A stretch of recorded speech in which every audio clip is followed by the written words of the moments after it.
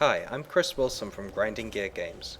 Each week we release a video showcasing an interesting Path of Exile character build that has been submitted by a player. This is the 8th video in the series and demonstrates a level 67 wand marauder called Gift. The player who put together this build explains that his primary design goal was to build a character that would be good at attacking with a wand. He notes that because he's playing hardcore, this build provides great defense because he has the advantage of being able to attack from a distance while also wearing a shield, which even bow characters do not get. The primary wand attacks that this character uses are Frenzy and Power Siphon. Frenzy is linked with greater multiple projectiles and life gain on hit. This makes it useful for ramping up frenzy charges and for gaining life quickly. Power Siphon is the main damage dealing skill and outright kills monsters that are low on life due to its Culling Strike property. It causes him to gain a power charge for each monster killed. With the Enduring Cry skill, he's able to max out all the different charge types relatively easily. The player who built this character comments that he enjoys playing in groups, and the Conduit Keystone was very close to his other passive skills, so he picked it up. With this Keystone passive, the aforementioned charges are shared with his party. Because wand attacks are projectiles, this build synergizes very well with the Projectile Weakness Curse. Not only does it increase the damage that his wand attacks do, but it gives them a chance to pierce and knock enemies back. The other active skill that this build relies on in high-level content is Raise Zombie, which pulls attention away from the character.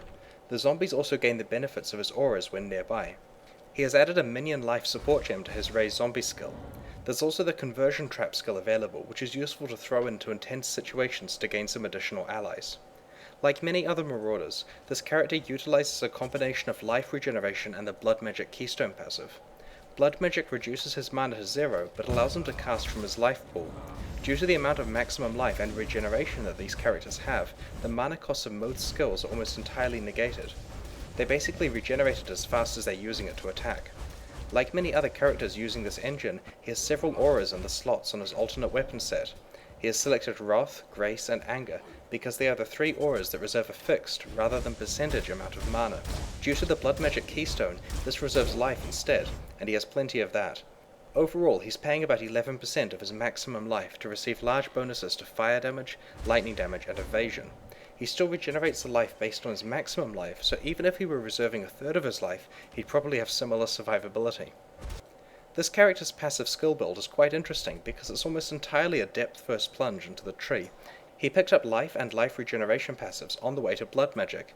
Detouring slightly for more life and life regeneration, he headed for Iron Grip, which applies all of his strength bonuses to his wand damage. He then grabbed even more life on the way to Conduit, which is the skill that shares all of his endurance, frenzy, and power charges with his party. He then headed north into Witch territory, grabbing wand passives, more life, and minion instability. This keystone makes his zombies explode when they get low on life. The minion life support gem that he has associated with the skill further increases the damage these explosions deal. He's at a stage now where he can get to the big cluster of wand passives within about 4 levels, as he continues to complete the endgame content.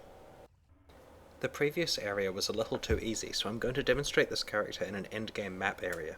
This level 61 mountain ledge map looks difficult enough. Both of its mods make it harder.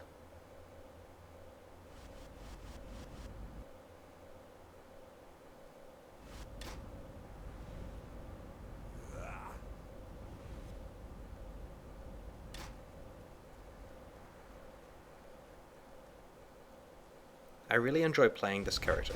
I know I say that about most of the ones we feature in these videos, but this one really is a lot of fun. I'm a hardcore player myself, so I deeply appreciate the level of defensiveness that has been built into this Marauder. It's pretty hard to get close to death, and there are options like granite flasks to withstand a few seconds of pain if things go bad. Its kill speed is pretty good considering this is a level 61 map area with mods, and I'm sure a more skilled player could do better than I am in this video. The thing that I like most about this character though is its role in a party.